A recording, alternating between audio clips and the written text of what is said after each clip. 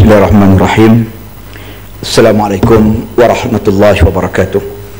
Dan salam sejahtera. Terima kasih Yang Dipertua kerana memberikan ruang kepada saya untuk mengambil bahagian dalam perbahasan RMK 11 ini. Satu bahagian ataupun satu topik yang akan saya sentuh iaitu berkait dengan produktiviti kemanusiaan ataupun humanistic productivity dengan izin, yang mana saya melihat ini adalah merupakan perkara yang paling penting untuk kita melonjak produktiviti dan seterusnya untuk mencapai kehendak kerajaan bagi membentuk sebuah negara maju. Kerana negara maju yang kita impikan ini, mau tak mau kita mestilah memperkasakan apa yang disebut sebagai modal insan, menerusi pendidikan yang berkualiti, dan inilah satu daripada kaedah yang boleh kita capai. Justru itu yang Dipertua saya melihat bahawa pelaburan pendidikan yang akan dilakukan ini bukan hanya diukur pada aspek kuantitatif makroekonomi semata-mata, tetapi juga mestilah mementingkan aspek kualitatif modal insan yang akan dipasarkan ke dalam pasaran buruh. Yang Dipertua, bagi kita memacu sebuah negara maju dan juga mengembangkan ekonomi yang berasaskan kepada ilmu pengetahuan dan juga penjanaan pekerjaan berkemahiran tinggi, kita memerlukan pasaran buruh yang kompeten. Namun dia mestilah berakar kepada nilai yang pertama agama, yang kedua etika, dan yang ketiga moral. Yang Dipertua, saya lihat aspek ini tidak disentuh ataupun tidak disebut secara jelas dan secara berkesan dalam pembentangan RMK 11 baru-baru ini, khasnya berkait dengan soal pembangunan pendidikan Islam. Saya lihat ini adalah spesifik kepada isu pelaburan pendidikan yang saya maksudkan tadi. Sehingga hari ini memang kita tahu bahawa pendidikan Islam dalam negara kita ini telah pun ada kurikulum yang disebut sebagai kurikulum bersepadu dini dan juga kurikulum bersepadu tahfiz, dan satu lagi ialah kurikulum sijil tinggi agama Malaysia, dan juga pelaksanaan program JCOF dan juga STAM. Tetapi persoalannya ialah bagaimana keberkesanan kurikulum-kurikulum ini dan juga program-program ini, dan bagaimana pembangunan dan pengupayaannya yang saya lihat tidak dimasukkan dalam perancangan negara kita, pembangunan negara kita dalam RMK 11. Dan bagaimana pula dari sudut capaian akademik dan penghayatan selepas daripada semua subjek, silibus, kurikulum dan juga program ini diperkenalkan. Yang Dipertua, saya melihat kerajaan perlu peka dalam soal ini, melibatkan soal pembangunan pendidikan Islam ini perlu kepada pengembangan tenaga seluruh warga pendidik dan juga pentadbir sekolah, sama ada melibatkan sekolah bantuan kerajaan termasuklah juga sekolah agama rakyat. Sekolah agama rakyat yang saya harap ianya tidaklah dianaktirikan dalam pembangunan negara, dan sewajarnya lah dalam merancang pembangunan negara ini, kerajaan dalam sektor pendidikan ini menyediakan guru-guru yang mempunyai ikhtisas ataupun kepakaran yang tertentu untuk mengajar subjek apa yang saya sebut sebagai KBD dan juga KBT tadi, kurikulum bersepadu dini dan juga kurikulum bersepadu tahfiz yang telah pun dirancang. Kemudian memberi pengiktirafan kepada murid-murid lepasan KBD dan juga KBT, supaya mereka bukan saja mampu untuk melanjutkan pelajaran ke peringkat yang lebih tinggi, tetapi juga nantinya mampu berkhidmat dengan keupayaan ilmu yang mereka miliki setelah mereka tamat belajar. Dan juga saya melihat tentang pemerkasaan JCOF itu sendiri. Setelah kerajaan sendiri telah berbangga dengan pencapaian JCOF di peringkat sekolah rendah, kenapa tidak ianya diangkat ataupun dibawa ke peringkat menengah pula untuk memastikan ianya dapat dikembangkan dan akhirnya berjaya untuk melahirkan pelajar-pelajar yang mempunyai penghayatan Islam yang baik dan penguasaan ilmu yang baik, sesuai dengan tema Hari Guru 2015 yang telah pun dilancarkan, yang saya lihat cantik, iaitu membina ilmu dan menyempurnakan akhlak. Satu tema yang sangat baik, tetapi janganlah sampai nanti tema ini hanya sekadar ada pada banner dan juga signboard, tetapi tidak diwujudkan satu perancangan strategik untuk mencapai apa yang diletakkan sebagai tema kepada Hari Guru tahun 2015 ini. Dan seperkara lagi yang dipertua, saya mahu tahu status pembangunan dan juga perancangan untuk penempatan guru penutur jati bahasa Arab yang bakal bermula tahun 2016 ini. Yang kerana saya lihat tidak disebut dalam RMK 11 ini, dan juga untuk menampung peningkatan murid ke SMKA yang saya pasti mulai sekarang ini kita lihat perkembangannya, terlalu banyak permintaan pelajar-pelajar untuk masuk ke SMKA ini.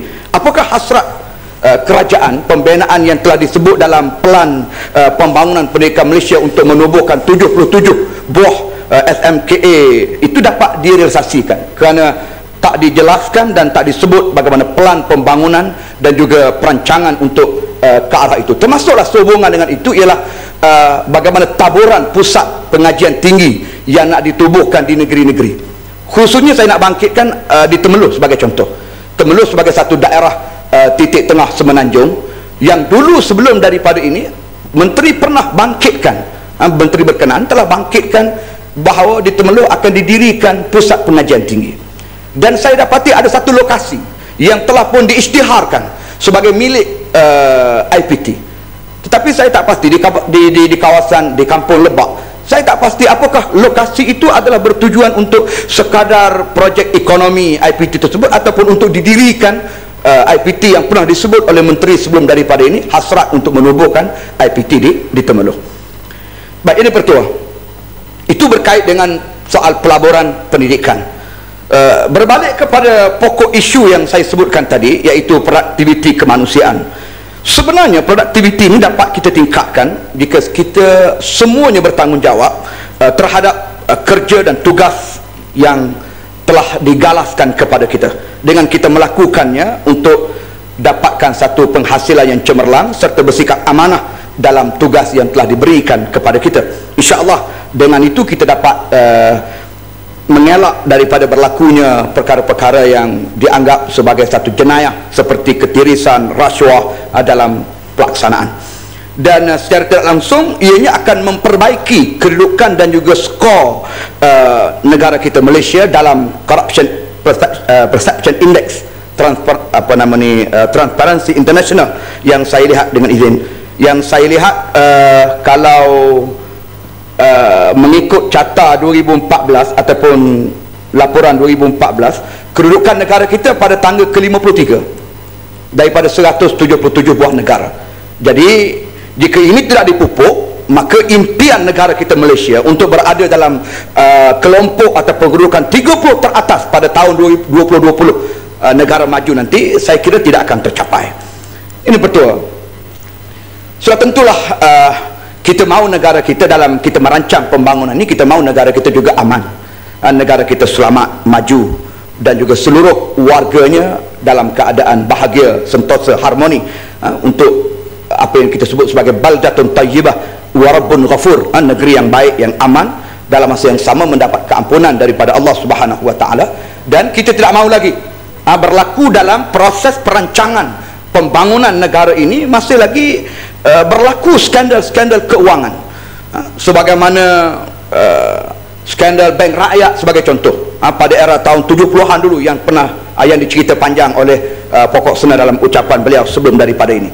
Demikian juga skandal yang melibatkan BMF 80-an, dan juga skandal Perwaja, skandal Port Klang, Skopin, dan yang terkini isu kontroversi berkait dengan 1MDB, yang saya kira perkara-perkara ini akan mencetuskan keraguan sehingga ia merosakkan sistem ekonomi negara dan akhirnya menyebabkan negara kita pincang dan sukar untuk kita bergerak ke arah sebuah negara maju yang akhirnya sebagaimana kita nak tadi ialah baldatun tayyibah wa rabbun ghafur.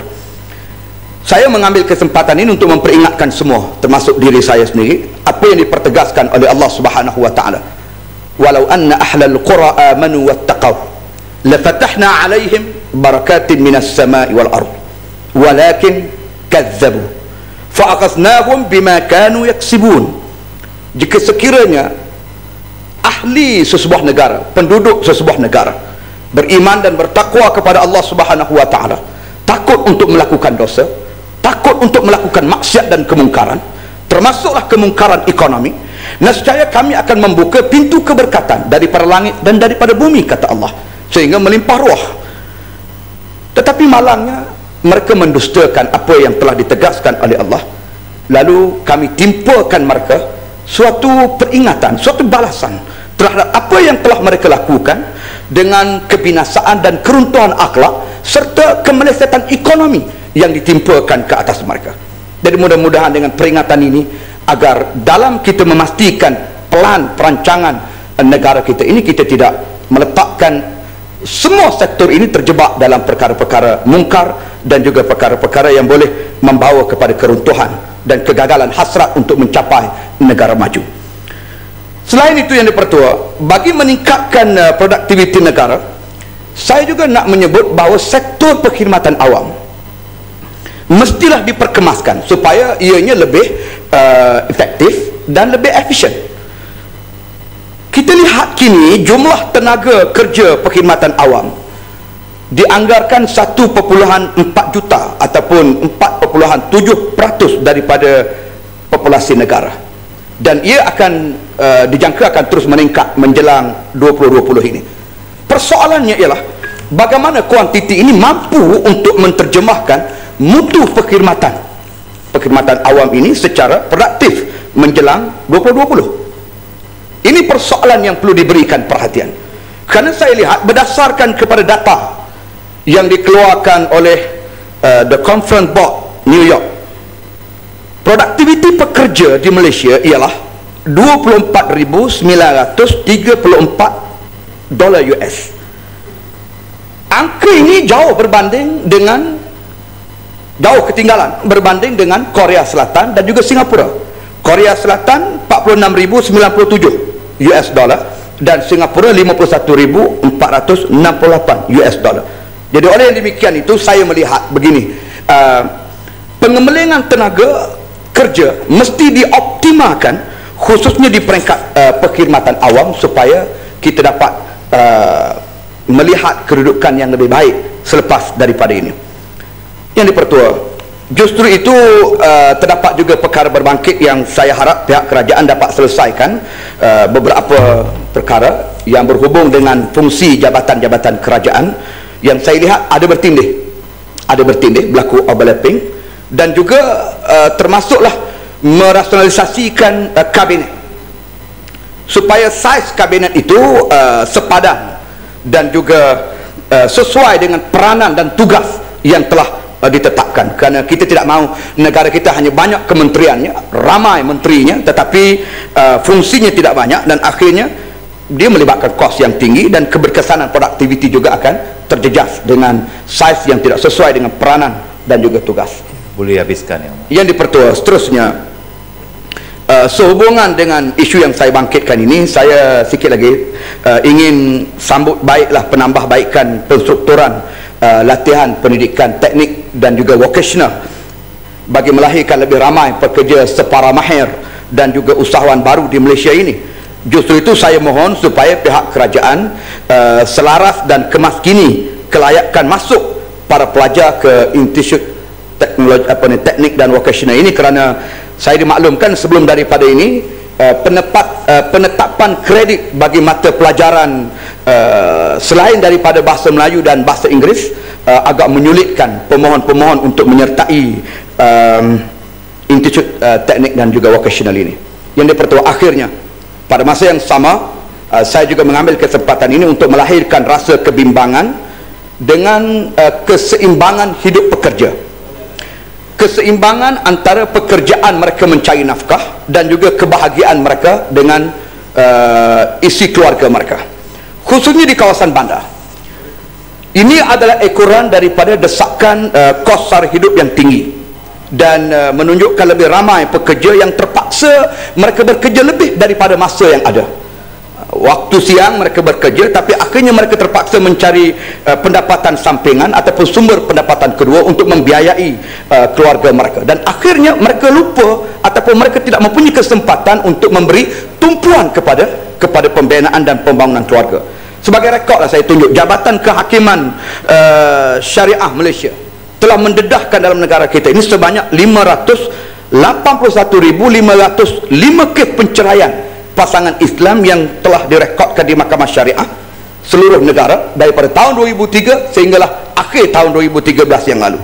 Dan menariknya ialah antara faktor yang telah dikenal pasti berlakunya penceraian ini ialah dua. Yang pertama kerana kurangnya penghayatan agama, dan yang kedua ialah kerana kekangan ataupun tekanan sosioekonomi yang berlaku. Dan memang inilah sebenarnya yang sangat kita bimbangkan, sebab dengan faktor ekonomi ini bukan setakat rumah tangga boleh cerai-berai ataupun runtuh institusi rumah tangga, tetapi akidah juga boleh tergugat, sebagaimana disebut oleh Nabi SAW, kadal faqr an yakuna kufra, hampirlah kefakiran itu boleh membuatkan seseorang itu menjadi kufur kepada Allah Subhanahu wa taala. Jadi isunya ini pertua, jika sekiranya institusi kekeluargaan ini goyang ataupun ranak, maka bagaimanalah kita mahu melahirkan sebuah negara yang maju, negara yang makmur, negara yang harmoni pada masa yang akan datang.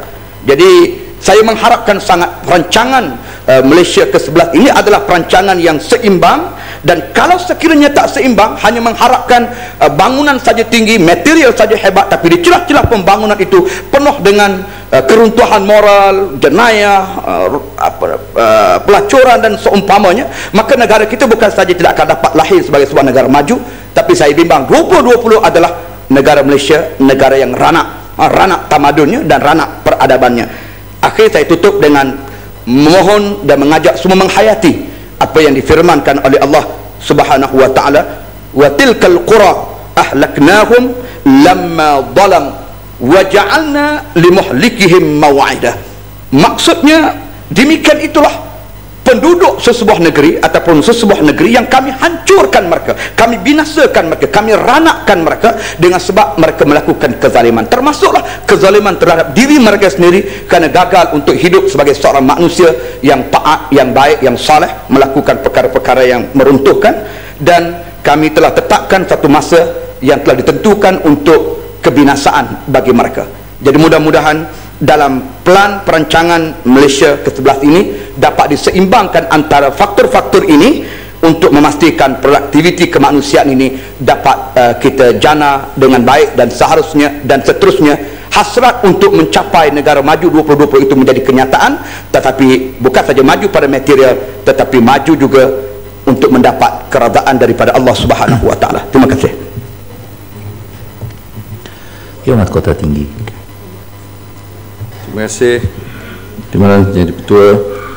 Bismillahirrahmanirrahim. Assalamualaikum warahmatullahi wabarakatuh.